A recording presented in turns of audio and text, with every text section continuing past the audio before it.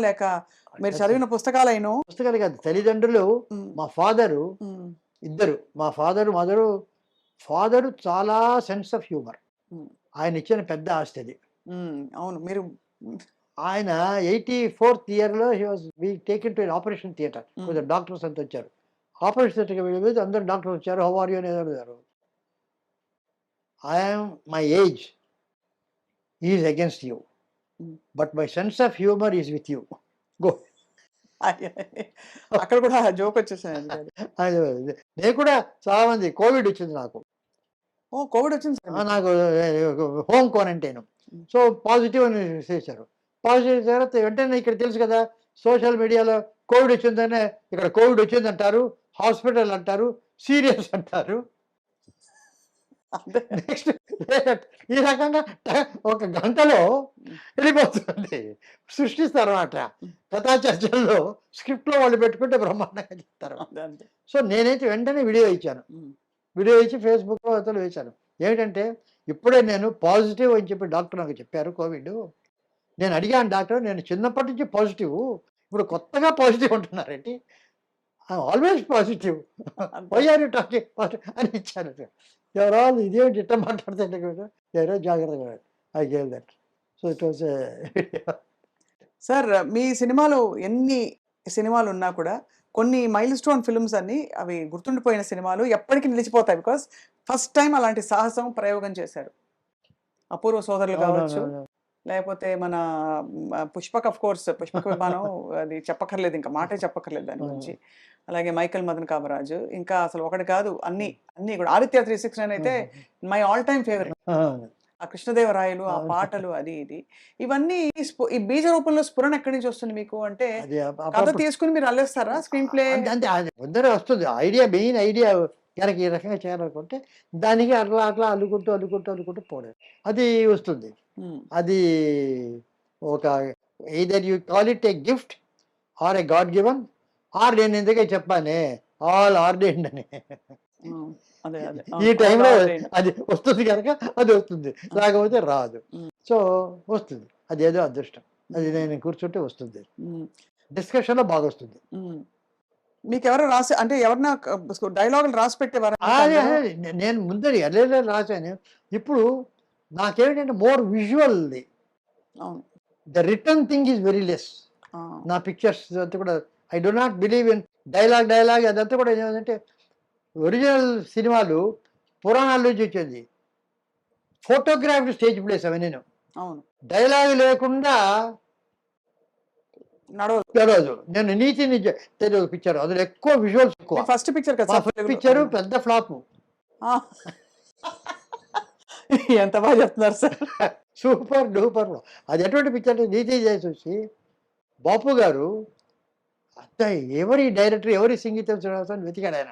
విశాఖపట్నంకి రాశాడు. హ్మ్. You don't miss something different అని చెప్పి. తర్వాత గుమ్మడి వెంకటేశ్వరరావు. మరి ఫ్లాప్ అని ఎలా అన్నారు సార్? పిక్చర్ రిలీజ్ చేశారు. వీళ్ళంతా పెట్టారు కదా!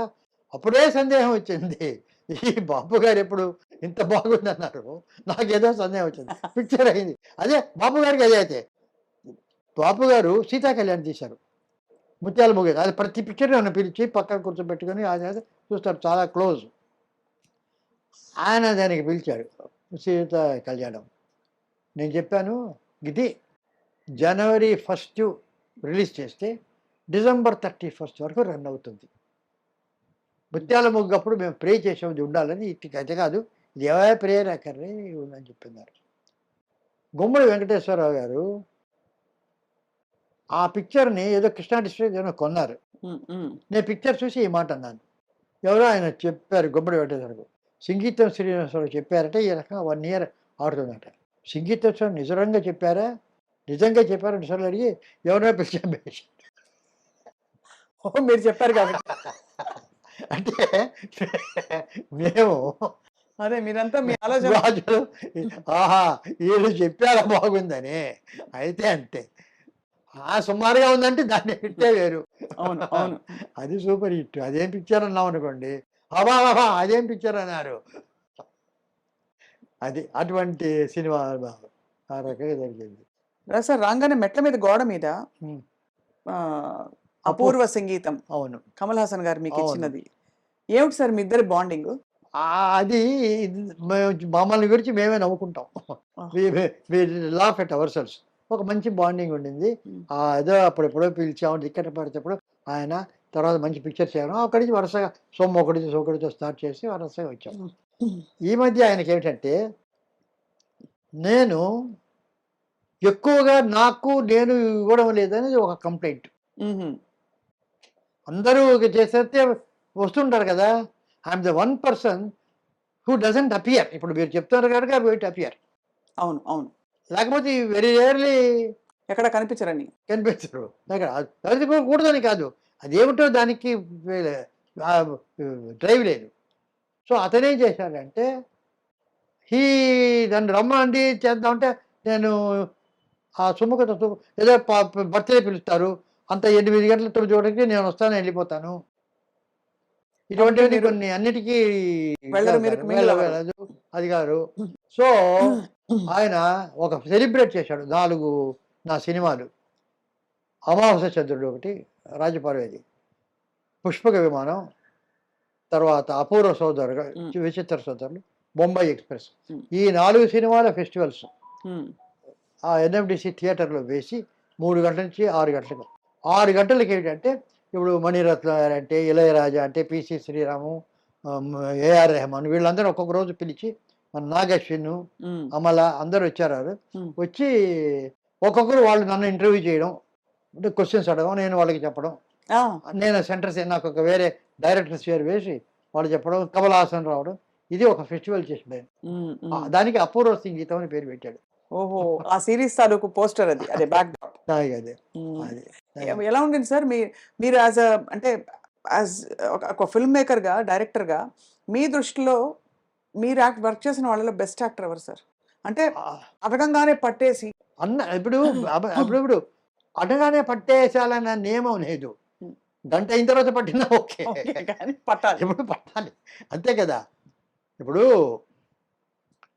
One of the finest actors అందరూ, కమల్ హాసన్ మొదలుకొని, రాజ్ కుమార్ గారు మొదలుకొని, ఎస్వి రంగారావు మొదలుకొని, నాగేశ్వరరావు, రామారావు, అందరూ their all their genius in their own వే.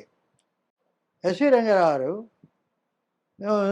మాయాబజార్లో ఒక స్క్రిప్ట్, ఘటోద్గజుడు వస్తాడు శశేఖర్ రూమ్లోకి తీసుకెళ్ళడానికి.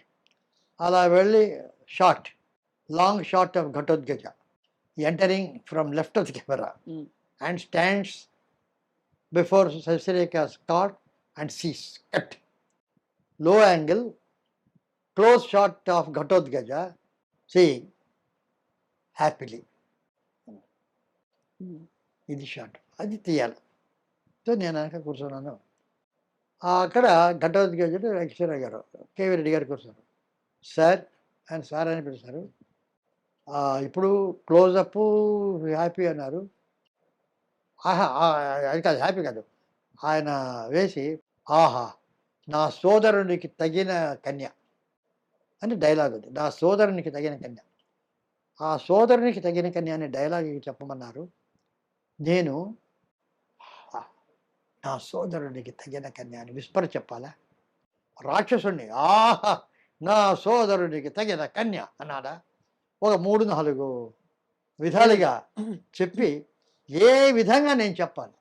ఇంత గొప్ప క్వశ్చన్ అది యాక్చువల్లీ. అదే స్టాల్వర్డ్స్ అని అడిగారంటే ఒక్కొక్కరు ఎటువంటి స్టాల్వర్డ్స్ అని చెప్తాను. సో అడిగాడు. అప్పుడు కేవీ రెడ్డి గారు ఆ డైలాగ్ రాసింది మీరు పలకడానికి కాదు, మీ మనస్సులో అనుకోవడానికి అన్నారు. ఎందుకంటే పుట్టి హ్యాపీగా చూడమంటే అలా చూసి అందులో అర్థం నా తమ్ముడికి ఎందుకు, నేనే చేసుకోవచ్చు కదా అంటే అనే అర్థం వస్తుంది. ముఖంలో పవిత్రత ఉండదు. పవిత్రత ఉండాలంటే మనస్సులో నువ్వు ఆహా నా తమ్మునికి సరి అయిన కన్య, తగిన కన్య అనుకుంటే mind will reflect the face. గొప్ప. సో నువ్వు మైండ్ పవిత్రంగా అనుకుంటే ఫేస్ వస్తుంది. పుట్టి గివెన్ ఎక్స్ప్రెషన్, ఒక హ్యాపీ ఎక్స్ప్రెషన్, కోపంలో ఒక డైలాగ్ లోపల అనుకుంటే అప్పుడు వచ్చే ఎక్స్ప్రెషన్ వేరు. ఆ! అంటే రాజు బ్యూటిఫుల్ ఎగ్జాంపుల్ ఆకాడు. అది నేను 'పుష్ప విమానంలో' చాలా సార్లు డైలాగులెస్ పిక్చర్ అనే పేరు. కానీ ఒక్కొక్క షాట్‌కి కొన్ని డైలాగులు ఒక్కొక్కప్పుడు చాలా సార్లు ఫీడ్ చేసి పెట్టేవారు ఫీడ్ అంటే చేసి పెట్టేవాడు. backdrop లో ఇది ఆ! అవుతుంది. చేసి వాడిని అనుకోమనేవాడు. 'టిను ఆనంద్' దొరికాడు దొంగ అని వాడు కత్తితో వెళ్తాడు. ఐస్ కత్తితో. అదే. ఇవన్నీ కొన్ని కొన్ని ఇంగ్లీష్‌లో చెప్పుకునేవాడు. So, these are the things. అలా ఎందుకంటే ఇప్పుడు బండగా ఉంటాయి క్యారెక్టర్స్ అవి. అందుకని నాకు I become very sensitive. Um, ఈ రకంగా ట్రైనింగ్ పొందిన వాడిని గనక అదే. ఒక ఉట్టి ఈ డైలాగ్ చెప్తుంటే క్యారెక్టరైజేషన్ ఉండదు. అవును. ఉట్టి బీభత్సంగా ఉంటుంది. డైలాగ్ ఏదైంది అది చదివి ఆహా! ఈ ఉంటుంది కానీ దేర్ ఇస్ నో సెన్సిటివ్. ఇప్పుడు 'ఒథెలో' ఆర్సన్ వెల్సన్ చాలా కాలం ముందు తీశారు. అద్భుతంగా జెలసీ. అతను భార్య అంటే ఎవరినో అనుమానం. చాలా మంచి అమ్మాయి. అతనికి జెలసీ అని చెప్పి ఈర్ష్య. అది అయిపోయింది. ఆ తర్వాత చాలా కాలానికి 'కలర్‌లో' 'ఒథెలో' అది రష్యాలో వచ్చింది. రష్యన్ లాంగ్వేజ్‌లో.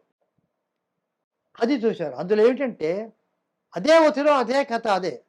జెలసీ ఈర్ష్య కాదు. ట్రస్ట్ బిట్రేడ్ అన్నారు. ఒక నమ్మకాన్ని వమ్ము చేసిన అమ్మాయి. అది వేరే. జెలసీకి వచ్చేటటువంటి క్యారెక్టరైజేషన్ వేరే. అది కోపం. ఇది కాదు. నేను ఇంత నమ్మాను. ఇదేమిటి ఇలాగా అనే బాధ. ఉమ్, దానికి దీనికి ఎంత డిఫరెన్స్. చాలా. ఎంత అర్థం చేసుకుంటే ఒక క్యారెక్టరు, ఒక ఆర్టిస్ట్ పోర్ట్రేట్ చేయగలదు. డైరెక్టర్ స్క్రిప్టో ఎంత ఆలోచిస్తే ఉమ్. ఆ రకం